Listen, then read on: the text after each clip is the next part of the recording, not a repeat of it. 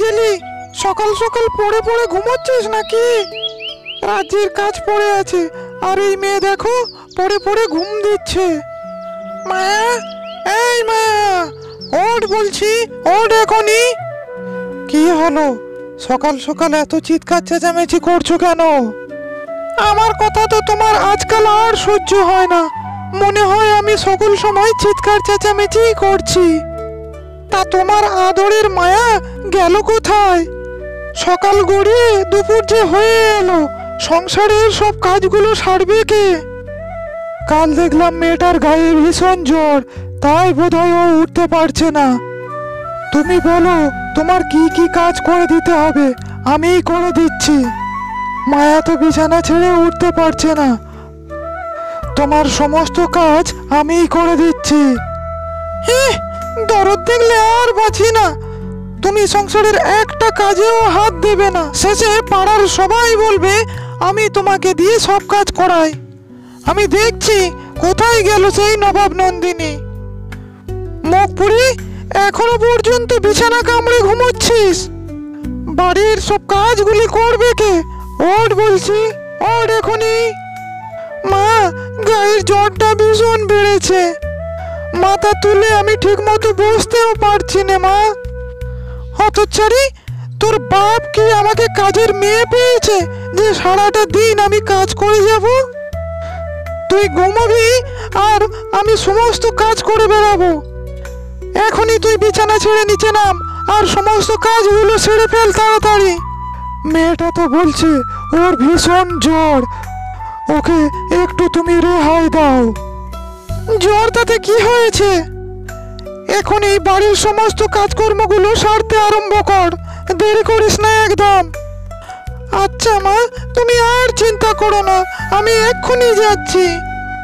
এই মুখপুরি, আমি তোকে কতবার বলেছি না আমাকে মা বলে ডাকবি না? আমি তোর মা নই, আমি তোর সৎ মা, তুই আমাকে মা বলে ডাকবি না। হ্যাঁ, তোর মা হতে আমার বয়েই গেছে। শম্পা, তুমি ভুলে যেও না, ওর মা মারা যাওয়ার পর আমি ওকে দেখাশোনার জন্যই আমি তোমাকে বিয়ে করেছিলাম, আর সেই তুমি ওকে এত কষ্ট দিচ্ছ। বাবা, দয়া করে তুমি মাকে বকাবকি করো না। এতই যদি আমার প্রতি দরদ, তাহলে এখনো পর্যন্ত বসে আছিস কেন? যা, বিছানা ছেড়ে উঠে সমস্ত কাজকর্মগুলো সেরে ফেল দেখি তাড়াতাড়ি। আমি গিয়ে বরঞ্চ একটু ঘুমিয়ে নি। আমাকে তুই ক্ষমা করে দে মা, আমি তোর ভালো চাইতে গিয়ে সেই আমি নিজেই তোর বিপদ ডেকে আনলাম। আমার কথা ভেবে তুমি কষ্ট পেও না বাবা, আমার কপালে যা আছে তাই হবে। তাই বলে এই অকারণে অত্যাচারটাকেও মেনে নিতে হবে না। আজই এর একটা ব্যবস্থা করতে হবে, তা না হলে তোর মায়ের অত্যাচার দিনের পর দিন আরো বেড়েই চলেছে। এরপরে শিবু বাড়ির বাইরে চলে গেল।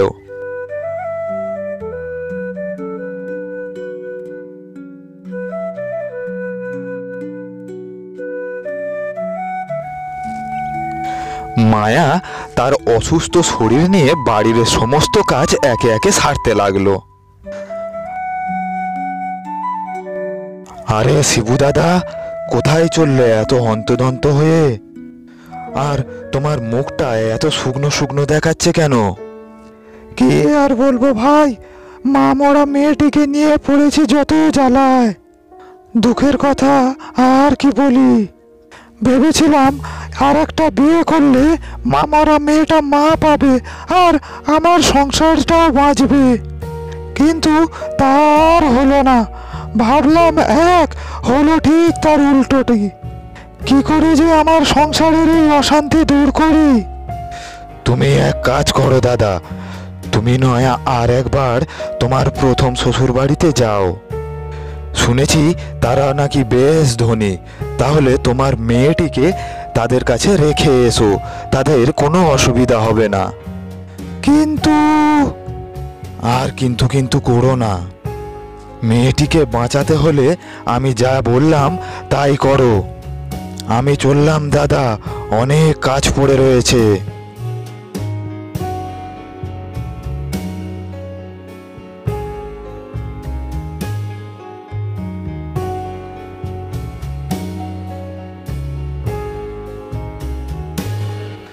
রমেশ বুদ্ধিটা মন্দ দেয়নি।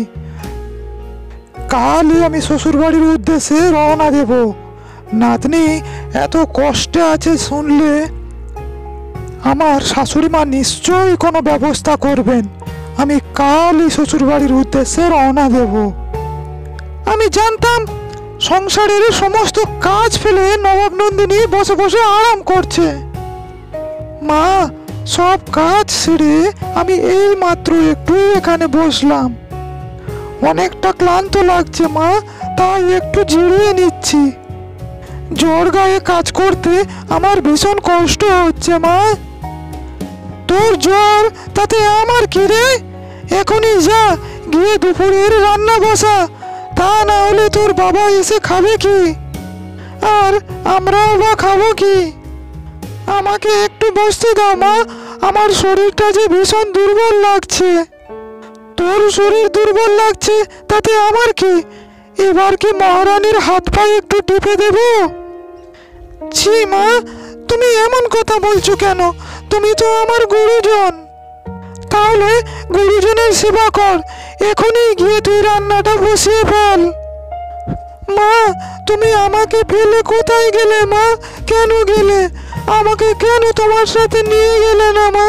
এই জ্বর শরীরে আমি ঠিক মতো চলাফেরা করতে পারছি না, কিন্তু আমাকে দিয়ে সমস্ত কাজ করাচ্ছে মা। তুমি আমাকে একা ফেলে কেন চলে গেলে মা? এত কষ্ট যে আমি আর সইতে পারছি না। রাত্রে শিবু শম্পাকে বলল, কাল কিছু কাজে আমি শহরের দিকে যাব। যদি ফিরতে দেরি হয় আমি পরদিন ফিরবো, তুমি চিন্তা করবে না একদম। সে কি, তুমি আবার কোথায় যাবে? আমাকে ফেলে রেখে পালিয়ে যাওয়ার মতলব করছো না তো? হে কি, ছি ছি ছি, তোমার যা মুখে আসে তুমি তাই বলে দাও। আমাকে ব্যবসার কাজে একটু শহরে যেতে হবে। আর যদি পারো দয়া করে মেয়েটার উপরে একটু কম অত্যাচার করো। মামারা মেয়েটার মুখের দিকে যে আর তাকানোই যায় না। তুমি এমন ভাবে বলছো আমি যেন সকল সময় মেয়েটিকে মারধর করি। ওকে দিয়ে তো একটু আদ্র শুধু কাজ করাই, আর কাজ করলে শরীর ভালো থাকে। তাই নাকি? তাহলে তো নিজেও একটু কাজকর্ম করতে পারো। খেয়ে খেয়ে তো হাতের মতো শরীর করছো, আর শরীরটা নিয়ে এখন একটু ভাবো। কি বললে? আমি হাতি? আজই আমি বাপের বাড়ি চলে যাব। কি বললে? তুমি বাপের বাড়ি চলে যাবে? কখন যাবে গো, কখন যাবে? তুমি বাপের বাড়ি গেলে তো আমার কপালটাই খুলে যায়, আমার ভাগ্যটাই পাল্টে যাবে গো।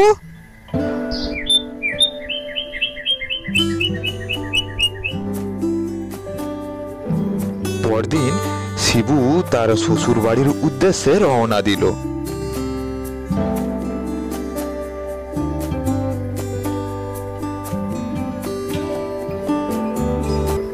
ওই মেয়ের জন্য আমার অনেক কথা শুনতে হচ্ছে। ওই মেয়েকে আমি এত কষ্ট দেব যে ও জীবনেও ভুলতে পারবে না। মায়া, এই মায়া। হ্যাঁ মা, ডাকছো তুমি? হ্যাঁ, তোকে ডাকবো না আর কাকে ডাকবো?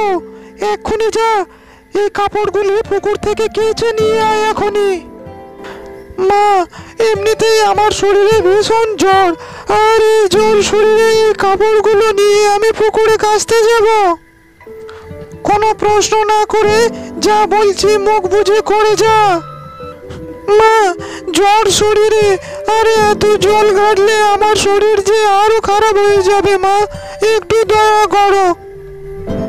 কি? যত বড় মুখ নয় তোর তত বড় কথা। আজ তোর সারাদিন খাবার বন্ধ। দৌড়ো বলছি এখান থেকে। কাল তোর বাবা এলে তবেই তুই খাবার পাবি, তার আগে তোর খাবার বন্ধ। জ্বরের যন্ত্রণায় আর খিদের জ্বালায় মায়া বসে বসে কাঁদতে লাগলো। তুমি কোথায় চলে গেলে মা? কেন তুমি আমাকে নিয়ে গেলে না? আমাকে একা ফেলে তুমি কোথায় গেলে? আমি যে আর পারছি না মা, আমার ভীষণ কষ্ট হচ্ছে মা। এদিকে মায়ার বাবা মায়ার মামার বাড়িতে পৌঁছে গেল। মা, মা, বাড়িতে আছেন মা? কে? শিবু, এসো এসো বাচ্চা, বাড়ির ভিতরে এসো। মেয়েটা মারা যাওয়ার পর তুমি তো এই দিকের রাস্তা ভুলে গেছো বাচ্চা। আগে না মা, নানান রকমের কাজ থেকে যায়, এদিকে আর আসা হয়ে ওঠে না, তাই তো আজ ফাঁক পেয়ে চলে এলাম। তুমি একটু বসো বাবা, আমি তোমার জন্য কিছু খাবার নিয়ে আসি। মা, আপনি একদম ব্যস্ত হবেন না, ভাইকে দেখছি না যে, সে গেল কই? কাজে গেছে নাকি? সে নিশ্চয়ই অনেক বড় হয়ে গেছে। হ্যাঁ বাবা, বিয়ে করেছে ও, বউকে নিয়ে শহরে থাকে, আর আমি একা একাই এখানে দিন কাটাচ্ছি। তবে ছুটি ছাটা পেলে বাড়িতে আসে। তার মানে আপনি এখানে একা থাকেন? হ্যাঁ বাবা, আমি একাই থাকি। তুমি একটু বসো, আমি তোমার জন্য কিছু খাবার নিয়ে আসি।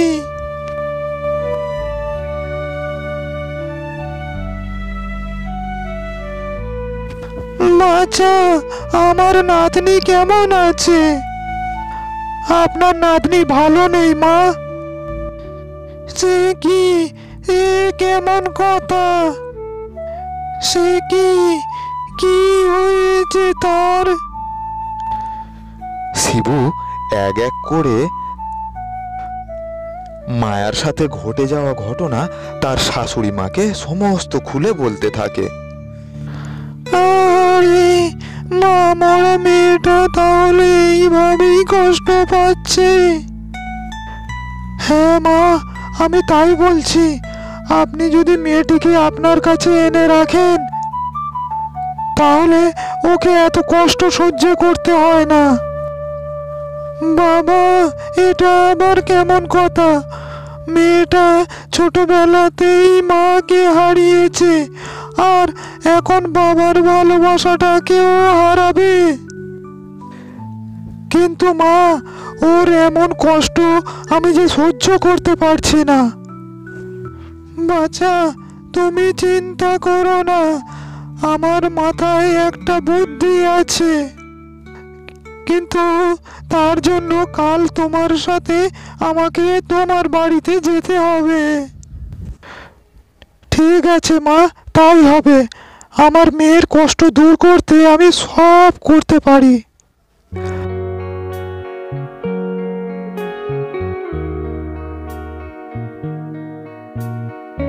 কই গো শম্পা, কোথায় গেলে? বাইরে বেরিয়ে এসে দেখো আমি কাকে নিয়ে এসেছি সঙ্গে করে। বাবা, তুমি এসেছো? খুব মজা, সঙ্গে দিদুকেও নিয়ে এসেছো, ভারী মজা।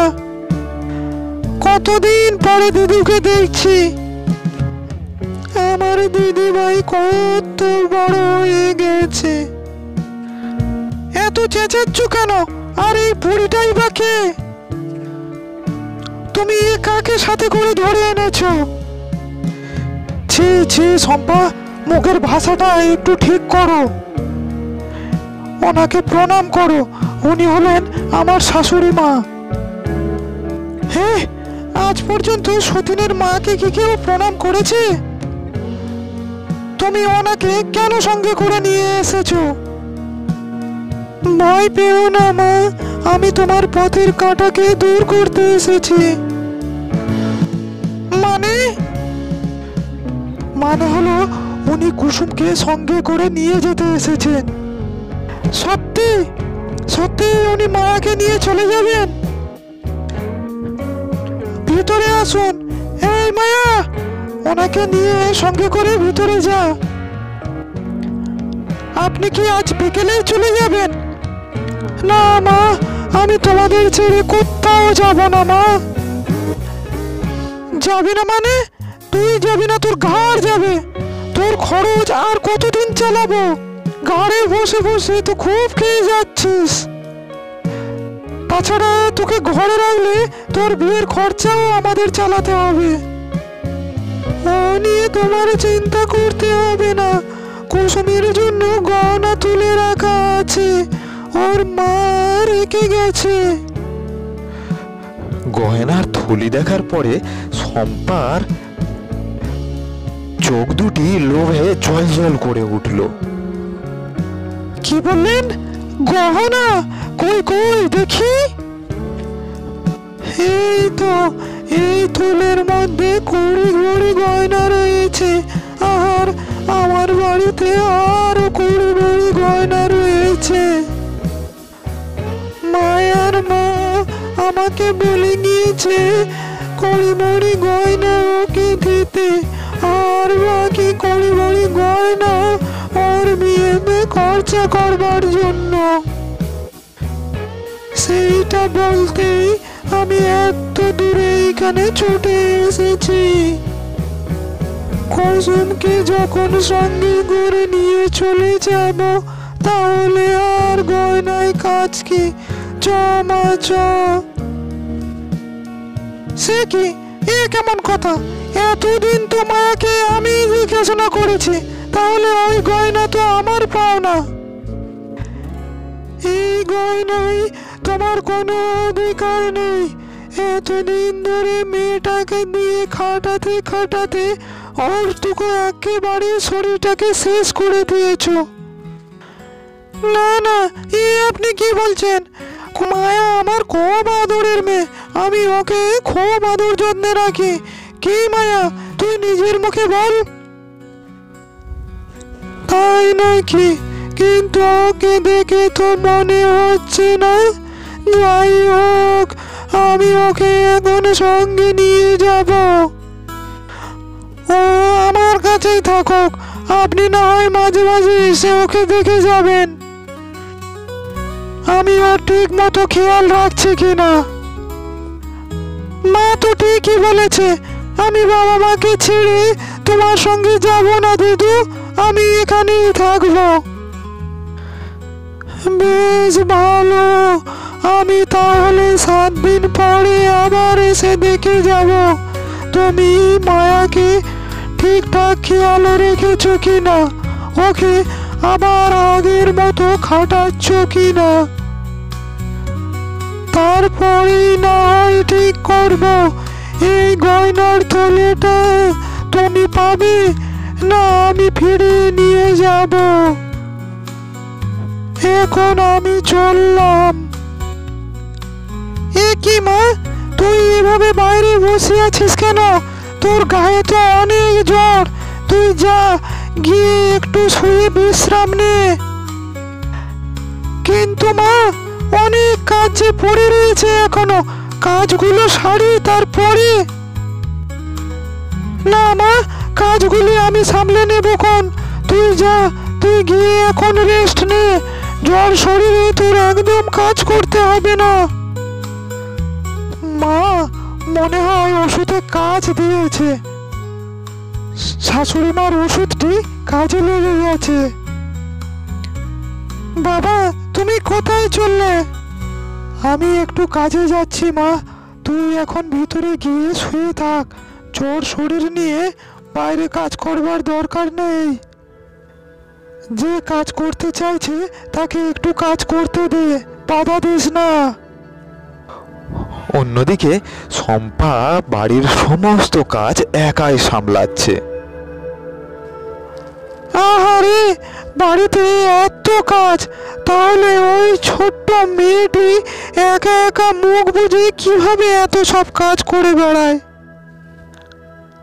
আহ মা গো! এ কি মা, তোমার হাতটা যে পুড়ে গেছে। তুমি ওঠো ওঠো, আমি রান্না করে দিচ্ছি মা। তোমার কষ্ট হচ্ছে, তুমি উঠে পড়ো উঠে পড়ো, আমি রান্না করে দিচ্ছি। ও আমার কিছু হবে না, তোর শরীর খারাপ, তুই ঘরে গিয়ে বিশ্রাম নে, আমি সেরে নিচ্ছি। মায়ের প্রতি মায়ার এত ভালোবাসা দেখে শম্পা অবাক হয়ে যায়। মায়া, আমাকে তুই এত ভালোবাসিস, আর সেই আমি কিনা সারাক্ষণ তোর উপরে এত অত্যাচার করি। তোমাকে নিয়ে ভাববো না? আমার মা মারা যাওয়ার পর তুমি তো আমার মা, তোমাকেই তো আমি মা বলে ডাকি। আর মেয়ে হয়ে মাকে নিয়ে ভাববো না? তোকে দেখে তো আমি অবাক হয়ে যাচ্ছি, তোকে আমি মেয়ে বলে মানিনি, আর তুই আমাকে নিয়ে এত ভাবিস। মা, তুমি ভেতরে যাও, আমি করে দিচ্ছি। না, একদম না, আজ থেকে সব কাজ আমিই করব, আর তুই আমার আদরের মেয়ে হয়েই থাকবি। এইভাবে ওদের দিন বেশ ভালো কাটতে লাগলো।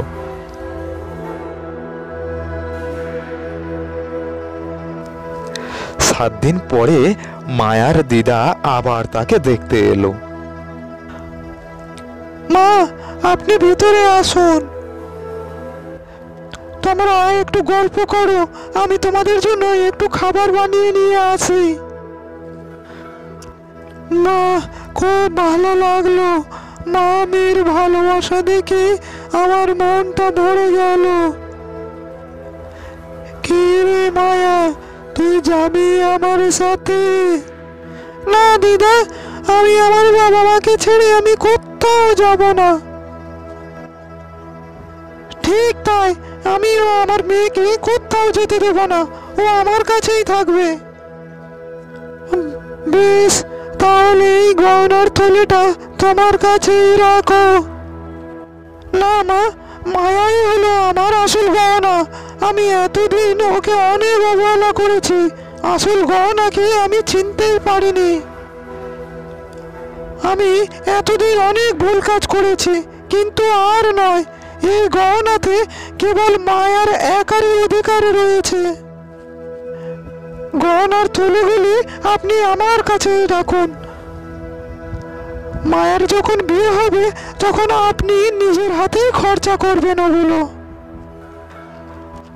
তোমাদের এত ভালোবাসা দেখে আমার খুব ভালো লাগলো। আমি এখন আসি।